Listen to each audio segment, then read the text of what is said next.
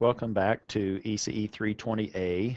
We are still in Unit 9, which is working with transfer functions.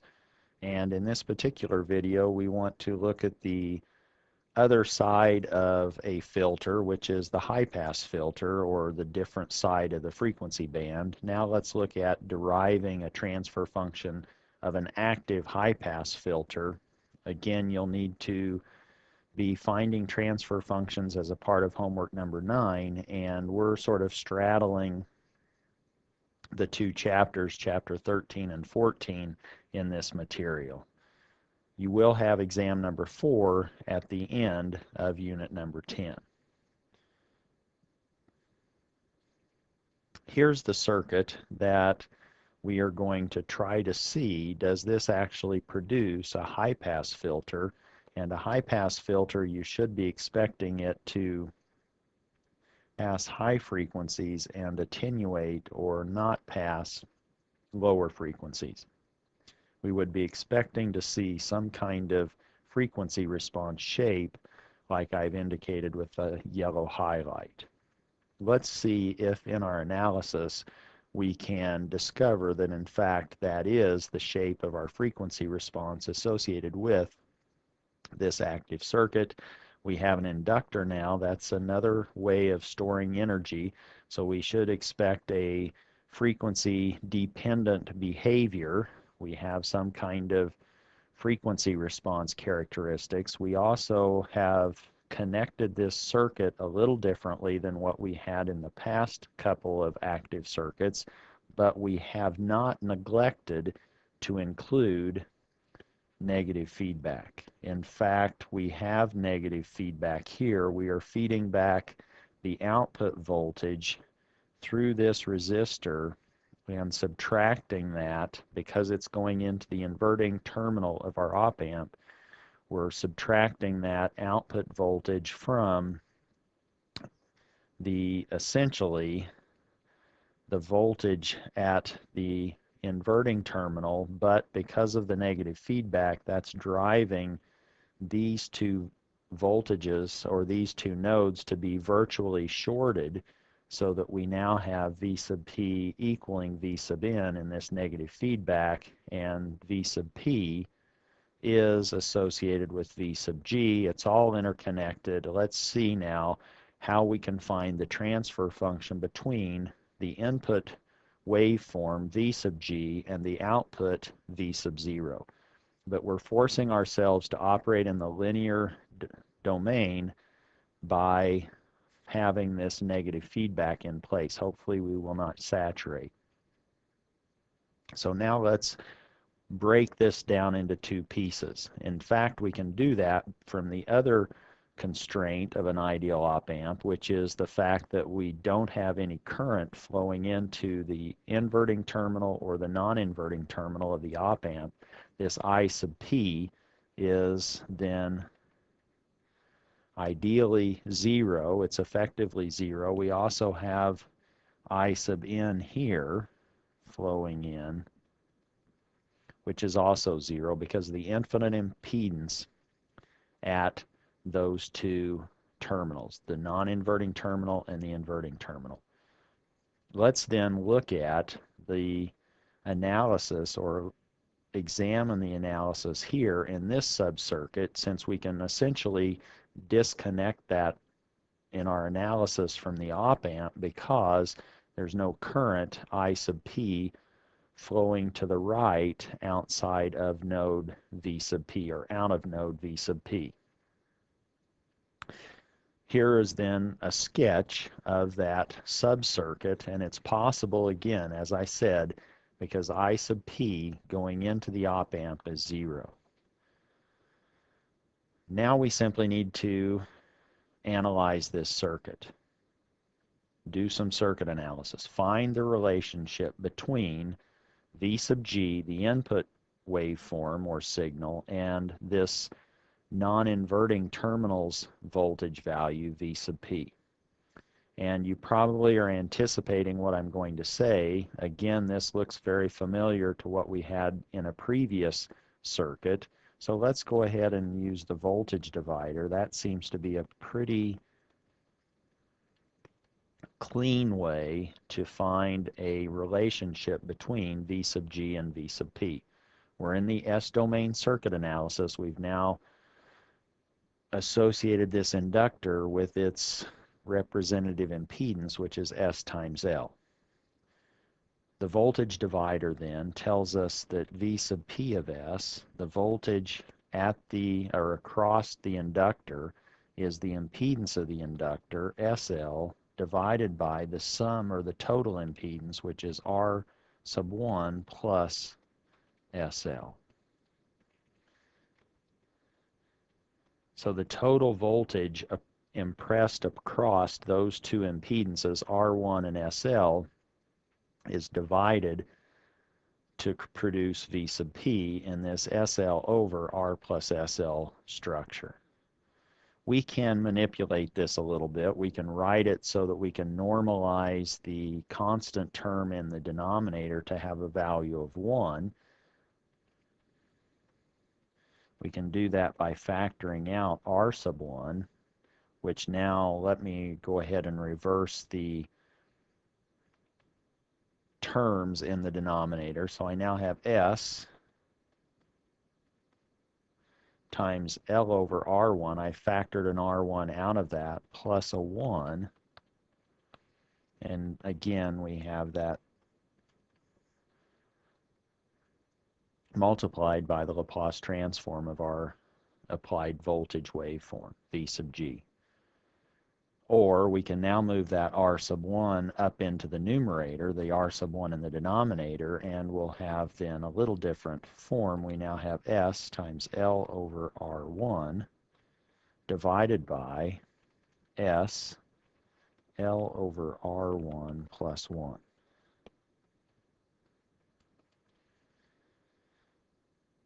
I can now ask you, what's the form of this transfer function? And we've talked about two different forms. We have a time constant form and we have a pole zero form. In this particular transfer function, we've written it in such a way that the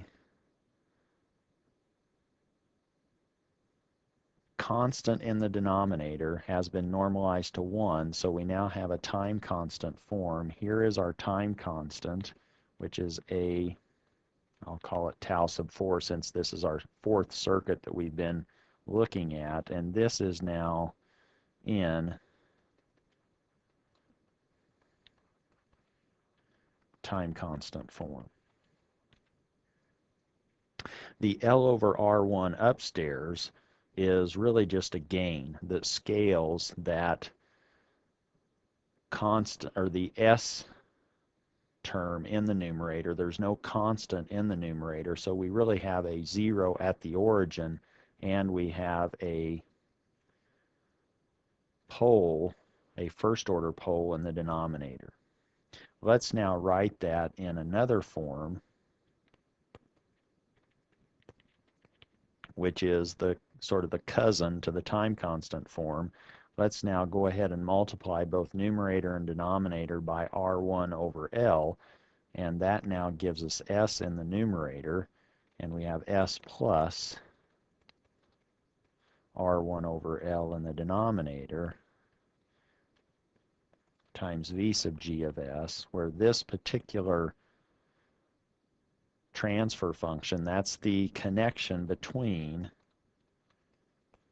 the inputs transform V sub G and the outputs transform V sub P, and we know by that block diagram from before that the transfer function times the input signal's Laplace transform produces the output signal, and here we were wanting this to be between V sub G and V sub P, and we now have a relationship that does that, and this particular transfer function is written in pole zero form, and we can now start to characterize what's happening relative to this particular expression. What happens as S goes to infinity? Well, as S goes to infinity, or for high frequencies, S again is a frequency variable, the numerator goes to infinity, and the denominator looks like S plus a small quantity relative to infinity. So we really have infinity over infinity, and they're both going to infinity at the same rate. So really, we have a gain of 1 at high frequencies when S gets really, really big. And if we wanted to think about that in terms of frequency response, then we have something like this. We now have this is in dB. That's 0 dB, which is 20 times the log base 10 of 1 over 1, where here we have a 1 and a 1 there in front of, or coefficients associated with, the linear power of S, or the first power of S. What happens as we go lower in frequency? Now as the frequency gets lower, the numerator starts to vanish, and so effectively we have, at very small frequencies, we don't have much at all, and so it's coming up, and it's only first order, so that now tells us that we're coming up from the bottom at 20 dB per decade, and this particular location where coming up from the bottom and coming in from high frequencies, where that occurs in our straight line approximation, is where the S and the constant term are equal, or at the break frequency, or the pole of our denominator, which is omega sub b, or the value of S that causes that to vanish in absolute sense, and that's R sub 1 over L. So this is now the frequency behavior of this subcircuit between V sub G and the non-inverting terminal of our op-amp. That's what I've highlighted in yellow. Let's now look at the second subcircuit, which again we can start to look at because I sub n is nothing, because we have infinite impedance on that op-amp circuit. So our second subcircuit is to perform KCL at V sub n, and V sub n then says we only really have two currents associated with that, one going from V sub n to ground, and the other one going from V sub n to V sub 0. There's nothing going into the op-amp. So the current going from right to left through R sub 2, if we write that down, that's now V sub n minus 0 over R sub 2. And then we have our current going from left to right, from the inverting node to the output node, V sub 0 minus V sub n minus V sub 0 over R sub f equaling 0. That's now KCL. We can isolate common factors. We have 1 over R sub 2 scaling V sub n. We have 1 over R sub f scaling V sub n. And let's take V sub 0 to the right-hand side, and we have 1 over R sub f that scales V sub 0. This can be cleaned up by multiplying both sides by R sub f, and by doing that we now have R sub f over R sub 2 plus 1. V sub n is equal to V sub o.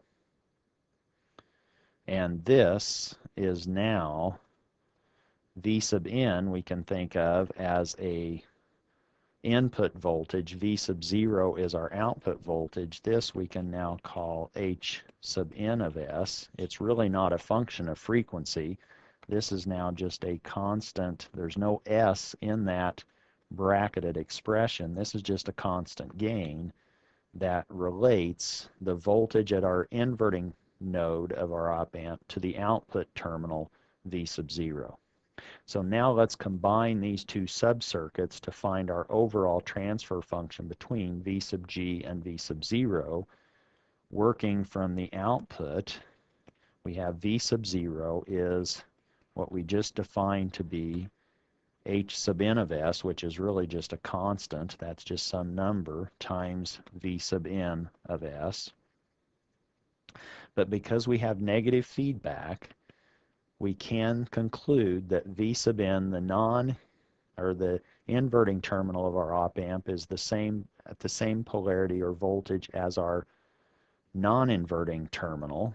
So v sub p and v sub n are the same, so we could say that this is v sub n of s times v sub p of s. This is due to our virtual short circuit, and that was true because of negative feedback.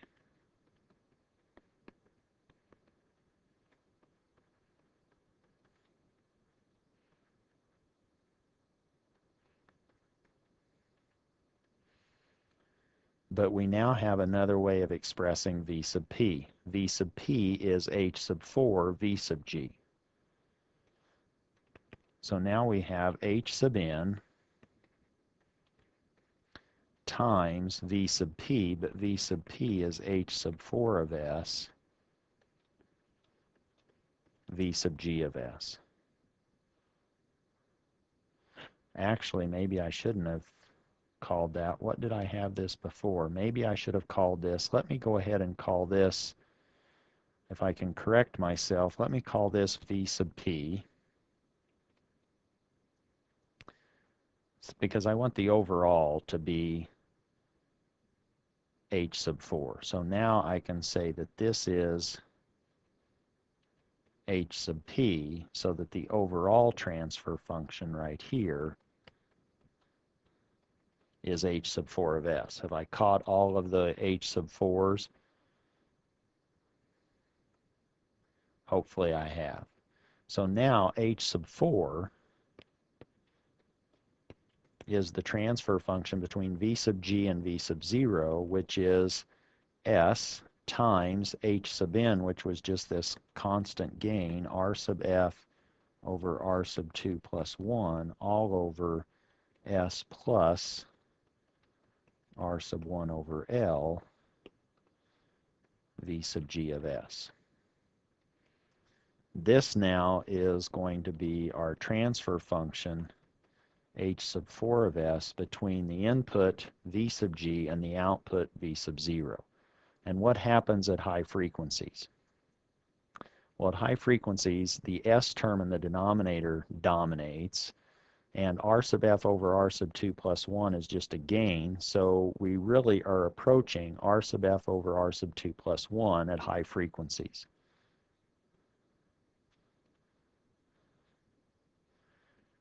In dB, that's now going to be 20 times the log base 10 of r sub f over r sub 2 plus 1, just some gain. And the numerator is going to vanish as s gets small. The denominator looks like r1 over L, so that's just going to be a constant, but the numerator is going to just keep getting smaller and smaller as s gets smaller.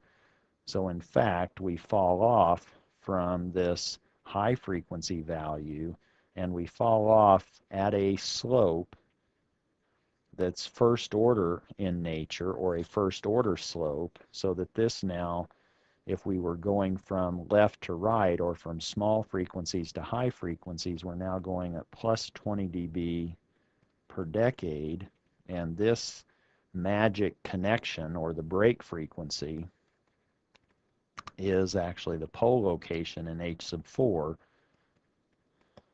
which is r sub 1 over L. And this is what we were hoping we would find after doing the analysis. We wanted to be able to pass high frequencies and start to attenuate frequencies that are lower than some cutoff frequency or some break frequency omega sub b. And this is now our high pass frequency response characteristic associated with this particular active circuit, and we've now derived that transfer function. What we will do in future videos, in subsequent units, is look at other ways of combining really these pieces and parts. we could combine this high pass behavior with a low pass to produce a band pass behavior, or we could actually say what happens now if we put a low pass and then a high pass together in this fashion. Now we are going to reject frequencies that are in this band or frequency band. So here is now a band reject behavior, and we can do that by combining these building blocks of a high pass and a low pass that we've already studied. But we'll wait and cover that more thoroughly, possibly in subsequent videos.